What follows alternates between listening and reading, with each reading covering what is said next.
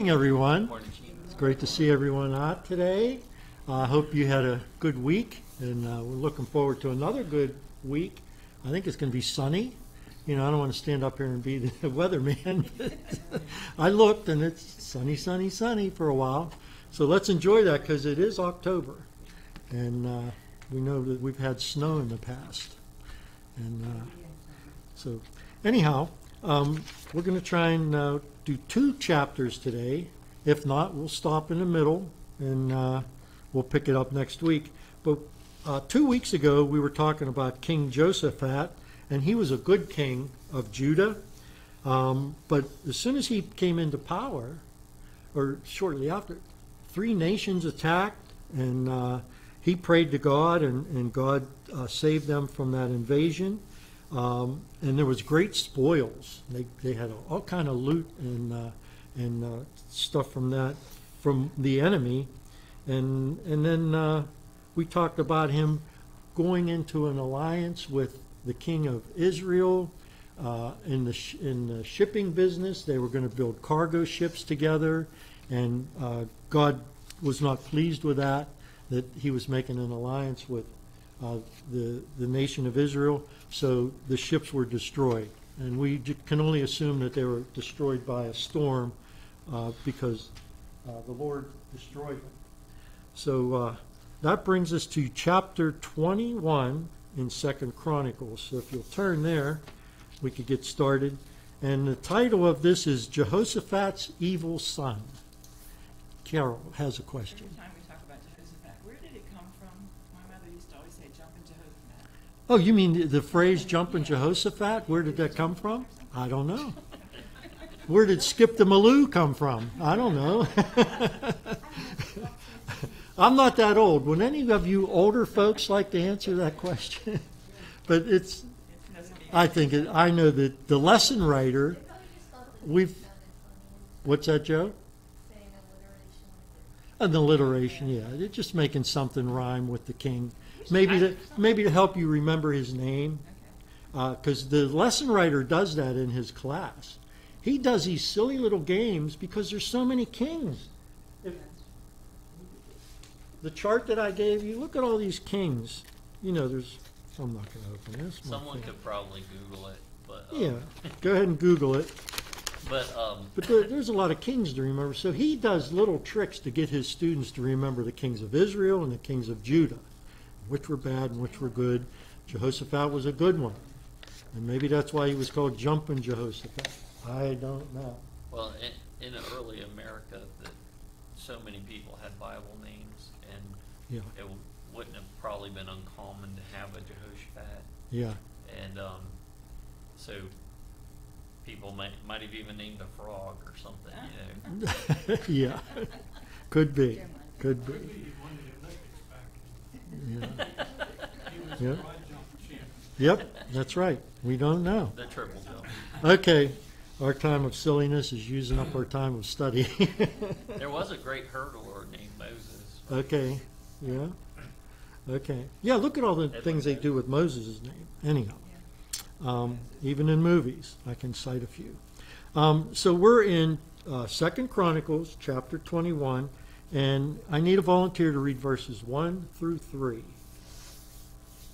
Jason, could you do that for us? Jehoshaphat slept with his fathers and was buried with his fathers in the city of David, and Jehoram his son reigned in his place. And he had brothers, the sons of Jehoshaphat, Azariah, Jehiel, Zechariah, Azariah, Michael, and Shephatiah.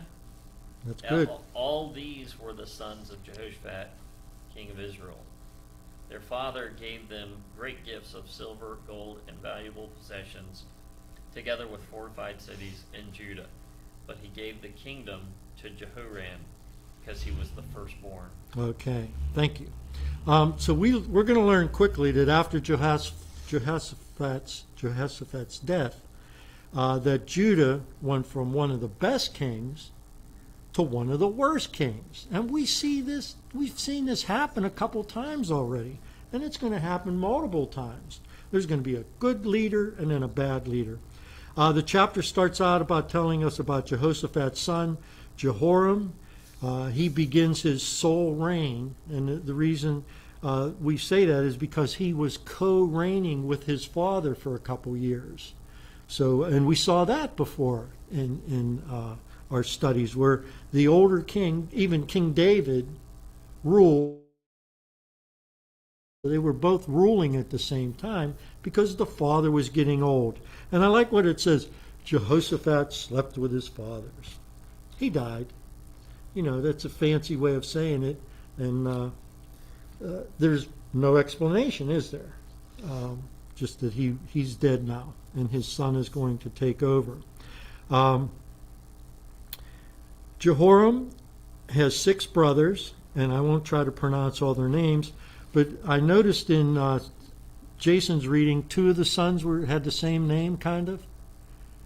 Ahazi or Azariah. Azariah and Azara. Oh, okay. They're pronounced a little different there, or spelled No, different. they're the same. Yeah. Well, in the New American Standard, the second one is Ariah Yahu. So they put a different ending on it. Tiny. Yeah. Okay. So but we're going to see Israel and Judah. They both have a Jehoram, and they both have a Ahazi. So they were naming their sons, and they were using the same names, Jewish names.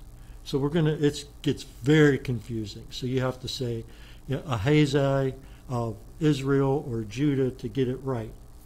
So we'll try not to get confused. Jehoshaphat gave these sons many gifts, and he gave them fortified cities, and he honored them and made them in charge of these cities, much like Rehoboam did. Rehoboam did the same thing. He gave the sons that weren't going to be king, he gave them something to rule over, so that when the son that was going to take over the kingship, he might not have any, jealousy or trouble with the other brothers, and his kingship would be secure and not threatened by his own brothers, because they had something to rule and something to be in charge of. Tony, you have a question? Abraham did that? Mm-hmm. As well, the tribe, yeah. Okay. Yeah, well, it's a good thing. So let's see. Jehoram, the first, the king's firstborn, he would take over the throne, and this was something that was in the law in Deuteronomy 21:15 and 17. It talks about the birthright and different things about the birthright. So that was very important to people, and we even see back in Genesis, before the law, wasn't the birthright an important thing? The firstborn son got a double measure, or he got the blessing from the father, and so that was an important thing in Jewish culture. Since the days of Solomon, the firstborn principle seemed to continue through the lineage of the kings, with a few exceptions. There are some exceptions. So they would try to have the firstborn be the king, but we're going to see that doesn't often happen. So, okay. Any questions or comments on the first 3 verses there? All right. Verses 4 through 7. Who could read those for us? Jim? Jim's ready back there. When Jehoram had ascended the throne of his father and was established, he killed all his brothers with the sword, and also some of the princesses of Israel. Jehoram was 32 years old when he became king, and he reigned 8 years in Jerusalem. And he walked in the way of the kings of Israel, as the house of the Ahab had done. For the daughter of Ahab was his wife, and he did what was evil in the sight of the Lord. Yet the Lord was not willing to destroy the house of David because of lamp to him and to his sons forever. Okay, thank you, Jim. So Jehoram, he sets out to strengthen his kingship or his rule. And what does he do? Does he strengthen his alliance with his brothers who are already in charge of cities that have already learned how to rule, learned how to govern? Does he strengthen himself that way? Did he continue to... and if he did, they would probably continue to serve him. But what do we see happen? He kills his brothers. And he kills anyone else that, what's it say? Any other rulers of Israel. He killed. So these men that he killed, they had learned from their father. They had learned how to do stuff. They were blessed by their father. And here the elder brother kills them all. These were men of wisdom, virtue. They received teaching from their father. Do you remember how Jehoshaphat went throughout the land himself, and he sent Levites to teach the people God's word? So he was a smart ruler, and these sons, these 6 sons, saw that. And there was peace in the land, and they probably were like Jehoshaphat, because it seems like there was peace and there was no problem. But too bad Jehoshaphat didn't see what was coming with his son Jehoram. Maybe he indulged him a little too much. He'll grow out of this phase.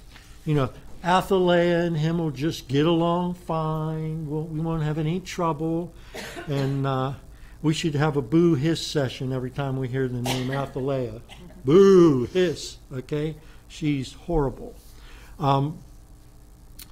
Maybe he was so committed to the birthright custom that he saw what Jehoram was doing or how he was, and he just disregarded it because he's the firstborn. I have to give it to him. Certainly I'm not going to give it to one of these other 6 that are actually good rulers. Maybe that's what happened. Or maybe Jehoram totally deceived him. Maybe he was like Eddie Haskell, that character that we bring up every once in a while, that would lie to you just as sweet as could be. And the Beeves' mom would always be, right, I got the right, leave it to Beaver, yeah. She would always, they always kind of knew he was nutty. Okay. Anyhow, so he might have been a good deceiver. Sadly, we see that this new king kills his brothers with the sword, and Jehoram, he couldn't think that his kingship would be secure unless he got rid of anybody that could give him trouble. And these were good men. They had people that would follow them.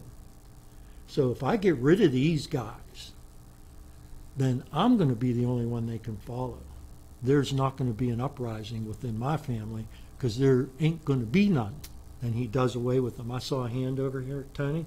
I don't think we can downplay Athaliah's part in No. Boo, hiss. this. The daughter of Jezebel. We're gonna emphasize that a little bit more. Athaliah, So that's it his just wife. rolls off your tongue like a beautiful song, but she's horrible. And I'm sure she was licking her chops, saying, my husband's going to be in charge, and I got him wrapped around my little finger. So, and she was of the Baal sect that was very evangelistic. They wanted people to worship Baal. So that's because there was different Baals and different sects of that. Jehoram undid all the good his father had done in Judah. And along with his wife, they started worshiping Baal again. They brought back idol worship with a vengeance. They did evil in the sight of the eyes of God. And let's see. Oh, and some people refer to Athaliah as Jezebel Jr. Now, how many people have named their daughter Jezebel that we know of? Nobody uses that name because it has such dishonor and such I guess, hatred or evil attached to it. Now, I think there's a company that has Jezebel clothing or something, and they're doing that. They're doing that to get noticed. But why would you do that? Well, it was all inappropriate.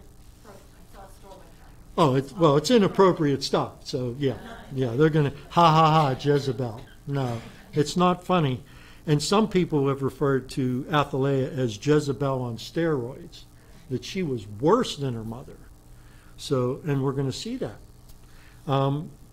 Even with the great evil in the land, God chose not to destroy the house of David. And let's read that. That's verse 7. Yet the Lord was not willing to destroy the house of David because of the covenant which he had made with David, and since he had promised to give a lamp to him and his sons forever. We got an evil king. He's doing evil things. He's got an evil wife. They're tearing down anything that's good about God, and they're raising up the high places again with idol worship. His covenant with David. And it's like what I talked about a couple weeks ago about God's everlasting loving kindness to us. And it keeps coming up in this book that God has everlasting kindness. And let me read from Psalms 89. Get there. Psalms 89, 30 through 37. And tell me if this doesn't show God's loving kindness towards David's household. If his sons forsake my law and do not walk in my judgments, if they violate my statutes and do not keep my commandments, then I will punish their transgressions with the rod and their iniquity with stripes. But I will not break off my loving kindness from him, nor deal falsely in my faithfulness. My covenant I will not violate, nor will I alter the utterances of my lips. Once I have sworn by my holiness, I will not lie to David. His descendants shall endure forever, and his throne as the sun before me. Isn't that something? His throne is the sun before me. That's the way he sees David. God sees David like we should see God. Isn't that something? It shall be established forever like the moon, and the witness in the sky is faithful. So that's how God feels about his people. That's how God feels about us. And look, this debauchery, this horrible thing, murder, idolatry, evil, looking through that, he said, I still am going to honor David because these are the sons of David. He still leaves enough mercy there to keep us from being destroyed. Isn't that something? I love it. I love it. Okay, verses 8 through 11. Could someone read those? Glenn, could you do those for us? In the time of Jehoram, Edom rebelled against Judah and set up its own king. So Jehoram went there with his officers and all his chariots. The Edomites surrounded him and his chariot commanders. But he rose up and broke through by night. To this day, Edom has been in rebellion against Judah. How far did you want me to go? 11. 10 and 11. Libnah revolted at the same time because Jehoram had forsaken the Lord, the God of his ancestors. He had also built high places on the hills of Judah and caused the people of Jerusalem to prostitute themselves and had led Judah astray. Okay, thank you, Glenn.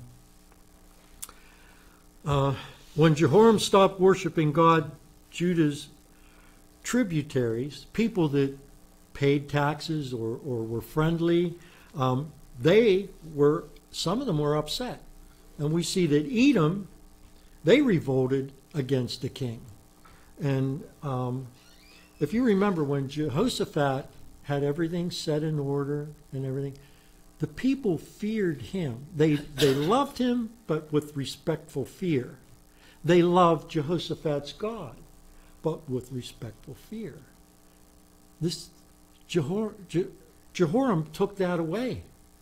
Now we see Edom rebels, and they almost take Jehoram out. They surround him, but he breaks free, and he could never again regain their loyalty to him. And then it says, let me make sure I don't get past this. Yeah. Then Jehoram was, there was Libnah, the city of Libnah. It rebelled.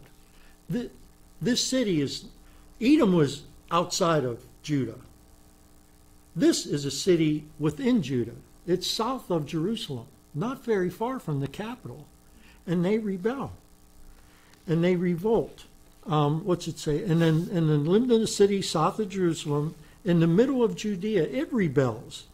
And they would not go along with Jehoram's foolish plan to abandon the worship of the one true God. And they set up their own king in their city, and they remained faithful to Yahweh. I don't know how a city like that, they must have been pretty powerful. It must have been a fortified city, but I don't know how they could exist under this king's rule for very long, but apparently they do, because nothing else is said about it. So we see that not everybody goes along with Jehoram. So that leads us to verses 12 through 15. Do we have any questions so far or comments? Okay, 12 through 15. Tony, would you read those? 2 Corinthians. Chronicles, 2 Chronicles 21. Jehoram received a letter from Elijah the prophet, which said, "This is what the Lord, the God of your father David, said. You have not walked in the ways of your father Jehoshaphat, or of Asa, the king of Judah, but you have walked in the ways of the kings of Israel, and you have led Judah and the people of Jerusalem to prostitute themselves, just as the house of Ahab did. You have also murdered your own brothers, members of your father's house, men who were better than you. So now the Lord is about to strike your people, your sons, your wives, and everything that is yours with a heavy blow. You yourself will be very ill with the lingering disease of the bowels, until the disease causes your bowels to come out." I'm glad you had to read that. I didn't want to read that part. Okay, so this letter comes from the prophet Elijah. Now, if we would flip back to Kings, we would see Elijah and Elijah in there, and they're up in Israel. They're up in, and they're fighting the idolatry and the kings up there. They're trying to bring things back to order there. We don't hear, this is the only time we're going to hear about Elijah in Chronicles. That's the only time he's mentioned. But he's very active. If you go back into the Kings and read the same account, because a lot of this is repeat. So we see Elijah, he is going to do something here. You had a comment? He primarily worked in the northern kingdom. Yeah, and in Israel. Yeah. Yeah, Okay. so him interacting with the southern king is a bit unusual. Yeah. Doc Smith said he probably heard what was going on because things were going, they're all Baal worshipers now. And he probably figured that maybe his influence, because he was a prophet of God, would help slow down the idolatry in Judah. And maybe they could, maybe that's why he sent, this letter. He's the Yeah. son-in-law of Ahab. What's that? He's the son-in-law of Ahab and Yeah, Jezebel. okay. So, this letter is sent to Jehoram, and it starts out, "In the name of Yahweh, the God of David, your father." And I think just that title would cause you to pay attention. But I don't think Jehoram's paying much attention here. But like many people who disregard God, Jehoram is probably, okay, I'll read this letter. It's not, it's from Elijah. What do I care? That might be his attitude. I don't know. But Elijah's letter charges the king with three areas of misbehavior, for lack of a better word. Number one, abandonment. Jehoram has departed from the good ways of God. He's departed from what he was taught by his father. He grew up with good examples, his father and his grandfather, and in their example, because they lived the way they did, they had peace in their time. You know, there were skirmishes and fights and things that happened, but for the most part, they had peaceful kingdoms.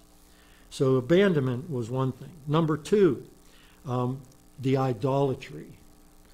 He walked in the ways of Israel. The northern kingdom did not worship God anymore. They were worshiping the two calves, one in Dan, and where's the other one? Beersheba, yeah, I think. Bethel. Bethel. Sorry. It's Bethel. Is it Bethel? It's Bethel. Yeah, Bethel and Dan. Okay, the cities far north, one city's far north and one south. And so they had the golden calves, they were worshiping them, and they were worshiping Baal, and they had the Ashtoreths up on the hills and all that. And he was promoting that. And he was, how did it say it? He caused them to play the harlot. So evil things that we don't even want to think about were being done. The charge number three was the murder of his brothers, his murderous attitude. And the prophet says in verse 13, who were better than you. You murdered your brothers who were better than you. So here we see the prophet has the brothers' endorsement too. They were good men. And Jehoram murdered them. So three charges: abandonment, idolatry, and murder. Elijah charges him with. Because of what he's done, there was going to be a great plague on the people and their children, their wives, and all their possessions and substance. And this great plague was not like an illness, but it was in the form of a great strike from the enemy. And we see that the Philistines and the Arabians are going to come and attack this nation. But that part that Tony read about the bowels, Jehoram was going to be struck with this disease of the bowels. And like I said earlier, there's no indication that Jehoram took this letter seriously. If he would have, I think, the next few verses would have read differently. Let me see, there's something else. Oh. His father-in-law, Ahab, he repented. And I'm going to go back into 1 Kings, and I'm going to read, evil King Ahab, even he repented, but Jehoram does not. Let's look at that. 1 Kings 21:27. It came about when Ahab heard these words that he tore his clothes and put on sackcloth and fasted. And he lay in sackcloth and went about despondently. When the word of the Lord came to Elijah the Tishbite, saying, do you see how Ahab has humbled himself before me? Because he has humbled himself before me, I will not bring the evil in his days, but I will bring the evil upon his house in his son's days. So King Ahab did humble himself before the Lord. And the Lord saw that and said, okay, I won't bring the things that I spoke are going to happen to you in your day. They're going to happen in your son's day. So if Jehoram would have repented and asked for forgiveness for what he was doing, he did so much awful things that had to be punished. Maybe God would have gave him some kind of a reprieve, something, to keep him, maybe make him even more faithful, or maybe try to undo some of the stuff he did. But Jehoram, we don't hear anything of repentance. We don't see it. Verses 16 through 17. Who could read those for us? 16 and 17. Jim? The The Lord stirred up against Jehoram. the anger of the Philistines and of the Arabians who are near Ethiopians. And they came up against Judah and invaded it and carried away all possessions they found that belonged to the king Titus, and also his sons and his wives, so that no son was left except him, Jehoaz, his youngest son. Okay, thank you, Jim. Except for Joaz. Yeah. Okay, only one son was left. Okay. So these we see that the Arabs and the Philistines, they rise up against Jehoram, and they loot the palace. And the king, he loses all his comforts, all his wealth. And these were nations that loved his father. These were nations that got along with Judah. Not anymore. They saw something there and they said, we're going to go get it. And so they loot the palace, and they kill the sons, all his sons, and his wives. So he had more wives than just Athaliah. So they're all gone, except we see Athaliah pops up in the next chapter here. She's not killed, and the youngest son is not killed. And here Jim read Jehoahaz, but that's Ahaziah. That's his other name. So we're gonna be talking about King Ahaziah. Ahaziah. Yeah, Ahaziah. And so that's his other name. And they do this constantly. So the youngest son, he's the youngest son.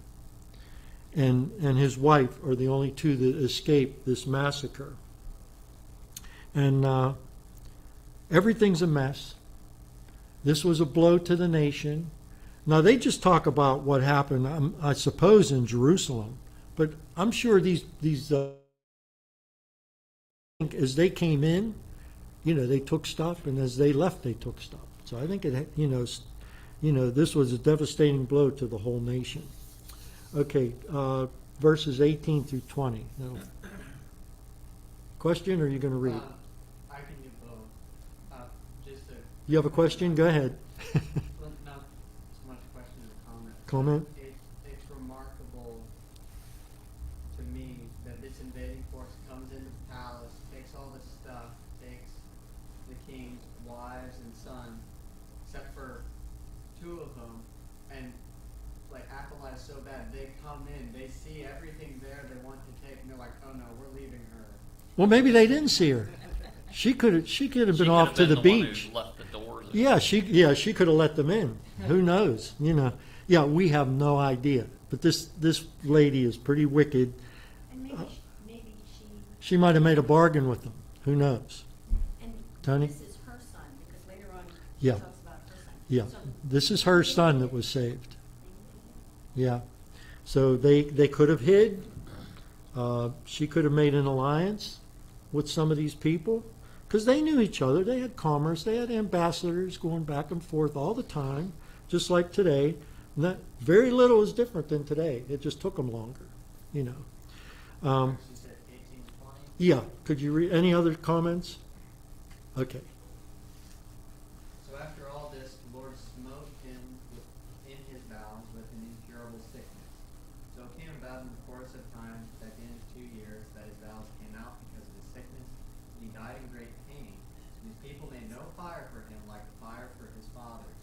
He was 32 years old when he became king, and he reigned in Jerusalem 8 years, and he departed with no one's regret, and they buried him in the city of David, but not in the tomb of the king. Okay. Thank you, Justice. Okay. After this devastating blow of the invasion, God struck Jehoram with this incurable bowel disease. And he suffered continually for 2 years, too sick to try to avenge what had just happened to him. Too sick to go to try to save his wives and his sons, because that's what you would do. You would try to go out and bring them back.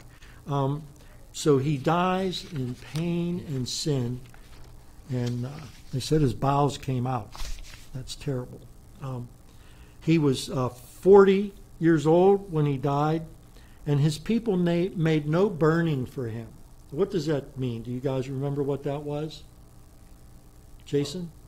No, I don't. But Okay. it sounds like they had made up a tradition to have like a bonfire type Yeah, thing. it was like a big bonfire in the king's honor, and they would expensive spices and perfumes were burned. And we saw, I forget what king it was. I should have went back and looked. That there was this huge fire. May have been King Asa. I can't remember who it was, but they had a huge in their honor, and then they would take the body and bury it with the kings, the other kings. That doesn't happen either. There's no burning, and there's no being buried with the kings. He's buried. It says he's buried in the city of David, No one but regretted but his not death. with the king. Yeah, and yeah. So there was no regret. It says with no one's regret. So he didn't even have anybody close to him in his regime to his wife. Did you say his wife? Was she there? I don't think she'd be anywhere near this, you know. I think she's off at the beach somewhere. Okay. So there's no lament for him. Okay. We're going to try and do it justice. Chapter 22, verse 1. Let me read that. Then the inhabitants of Jerusalem made Ahaziah, his youngest son, king in his place, for the band of men whom came with the Arabs to the camp had slain all the older sons. So now we find out those sons were definitely killed. So Ahaziah, the son of Jehoram, king of Judah, began to reign. So we see this new king. He was I guess, appointed. His father didn't make him king. The people did. So, and then it says, and here we see that the brothers were killed by their captors. Verses 2 through 5. Who could read those for us? Carol? Ahaziah was 22 years old when he began to reign, and he reigned for 1 year in Jerusalem.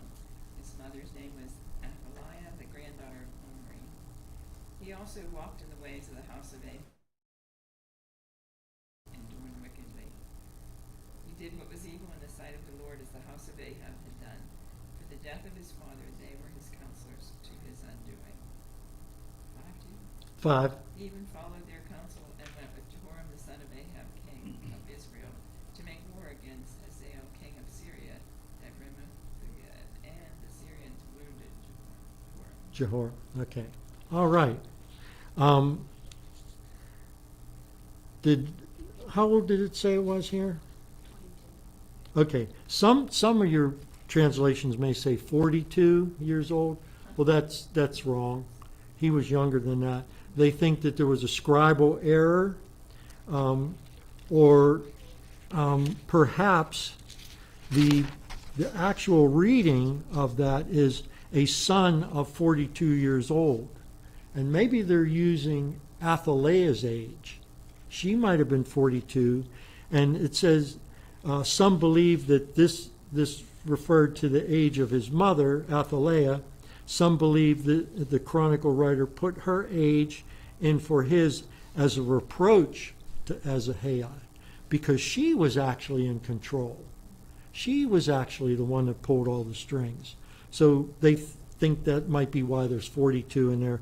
We don't know for sure. So she controlled everything. Ahaziah walked in the ways of his father Jehoram and his grandfather King Ahab. So they had this close relationship with the kingdom of Israel in the north. He did what was evil in the sight of Yahweh, being counseled by his mother. He also received counsel from those of the house of Ahab. It says that here. He would listen to the royal family of Samaria. So Samaria was their capital, and he listened to that royal family. And his uncle, they used the Joram. Well, his his uncle, he has the same name, Jehoram. So that's where we see two Jehorams, one in Israel and one in Judah, the same name. And here we will see the counsel of the ungodly will always bring ruin and destruction. So this new king is going to listen to bad advice. And Azariah's uncle, Jehoram, he wants him to go up against Hazaeliah, king of Aram, at Ramoth Gilead. And here we see another battle at Ramoth Gilead. This must be a place that people want. Must be a good place. But this is the second time this is mentioned in Chronicles about trying to win that area over again. And we also see that his wicked counsel involves wicked companions. So there's people that are ready and willing to allow him to do the wrong things. And we see in this battle that Jehoram is wounded by the Arameans. Verses 6 through 9. Who could read those? Jason? This is 22, 6 through 9? Yeah. Yeah. Okay. And he returned to be healed in Jezreel of the wounds that he had received in Ramah, when he fought against Hazael, king of Syria. And Ahaziah, the son of Jehoram, king of Judah, went down to see Joram, the son of Ahab, in Jezreel, because he was wounded. But it was ordained by God that the downfall of Ahaziah should come about through his going down to visit Joram. For when he came there, he went out to Joram to meet Jehu, the son of Nimshi, whom the Lord had appointed to destroy the house of Ahab. And when Jehu was executing judgment on the house of Ahab, he met the princes of Judah and the sons of Ahaziah's brothers, who attended Ahaziah, and he killed them. He searched for Ahaziah, and he was captured while hiding in Samaria. And he was brought to Jehu and put to death.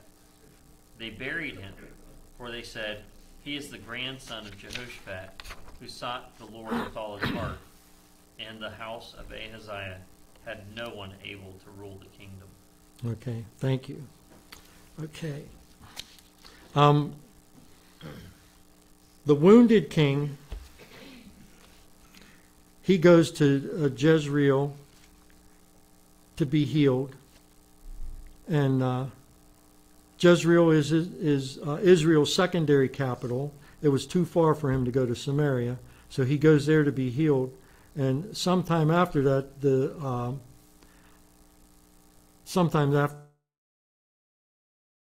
goes to visit him. That's his uncle, and they're close, and they do this battle together, and I guess they had a common bond in this thing. And it says in verse 7, it tells us that the destruction of the king Azariah has come because he went into Jehoram. So because he had this close relationship, he would be destroyed.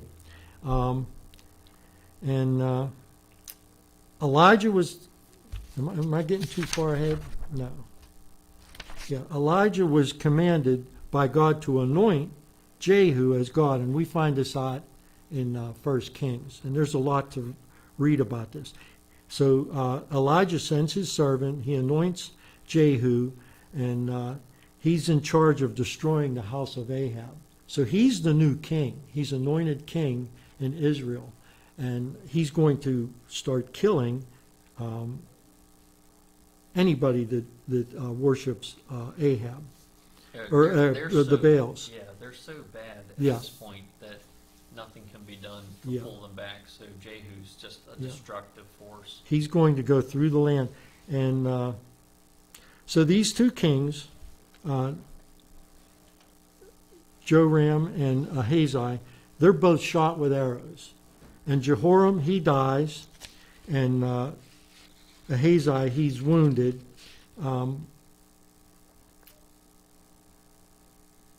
And eventually Jehu catches up with him, and he kills him. He slays him. And he slays 42 Judeans because they're worshiping Baals along the way. And I'm cutting things short here. I'll read verses 10 through 12 and finish us out here.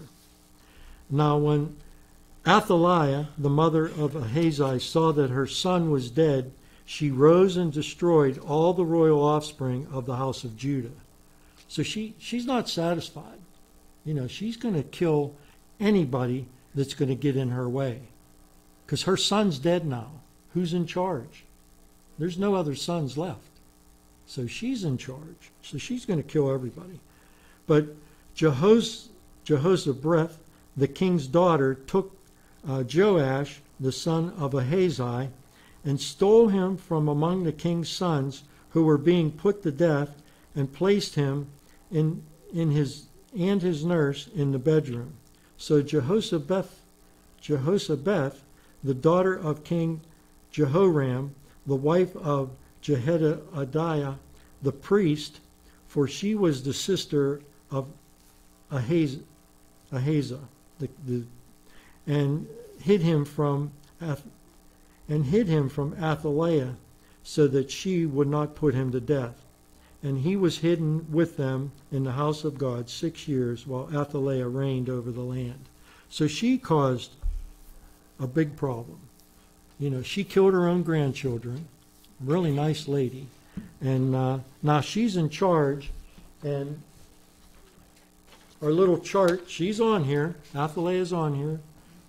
They don't show a picture of her. They just show the guys. But maybe no one wanted to draw a picture of this evil ruler.